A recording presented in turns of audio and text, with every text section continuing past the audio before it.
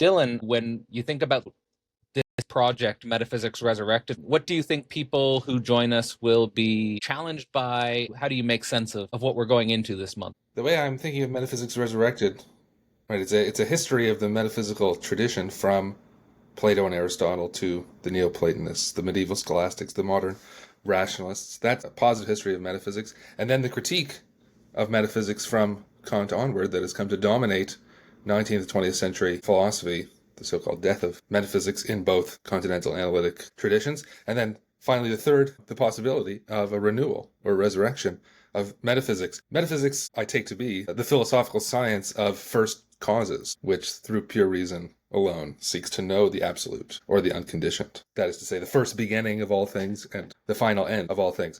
In that second session, honing in on the contemporary deadlock, the contemporary philosophy between the speculative turn and the theological turn as two attempts to get beyond the impasse of postmodernism, post-structuralism, the most extreme form of the Kantian denial of metaphysics, and to combine in some way the speculative turn's commitment to returning to the absolute through pure reason in philosophy with the theological turn's commitment to God being the proper name of that absolute. And to bring those two together is just to create, right, speculative theology again and anew, not just returning to the past, but taking one more step in that adventure. Theopolitics and the mystery of the kingdom. You might say, well, what sort of practical consequences, both ethically and politically, might be derived from a renewal or rebirth of metaphysics, special metaphysics, speculative theology? And I want to say the political ideal that is entailed by this picture can be called the kingdom of God or heaven on earth. The kingdom of God.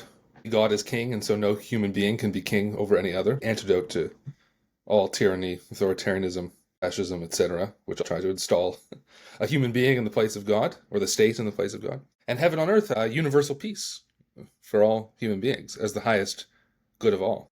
And then mystical rationalism, mysticism, we might wonder whether metaphysics can exhaust all the truths there are to know, whether there aren't mystical experiences which could take us to higher truths that aren't rationally comprehensible. And I want to say, yes, there could very well be such experiences. And in a way, that's the payoff of the philosophical journey under one conception. Once you perfect your intellect, there's also all sorts of higher realms and states to which you can gain access. And yet, it seems to me that at least in the practical domain, only what is demonstrable and knowable through reason and through metaphysics could be the basis of a universal politics, because that's what we have in common, is what we can know through that faculty which we have in common, which is reason. It doesn't rule out the fact that there are, of course, mystical states as well, but they can't contradict the truths of metaphysics, I think.